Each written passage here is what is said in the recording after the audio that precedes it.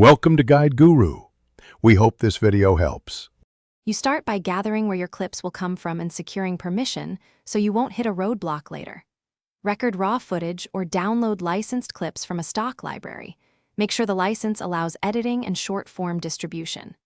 Once done, set your device or export to match Capcut's timeline.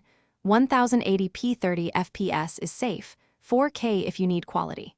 Make sure files are organized into a single folder and named clearly, because good organization saves time in the edit. You now capture and prepare clips with export settings that avoid re-encoding headaches. Record straight into MP4H, 264 when possible. If you must use MOV, convert once with the correct settings.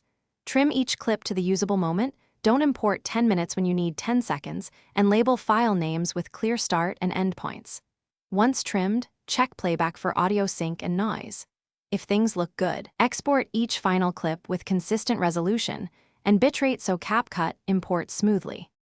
You import your prepared clips into Capcut and assemble the cut with intention.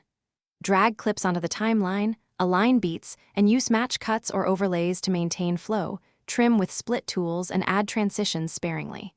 If Capcut won't accept a file, re-encode that clip to MP4H, 264 with a moderate bitrate or downscale to 1080p, then re-import. Finally, preview the full sequence to confirm audio sync and visual continuity. If you still see glitches, clear app cache.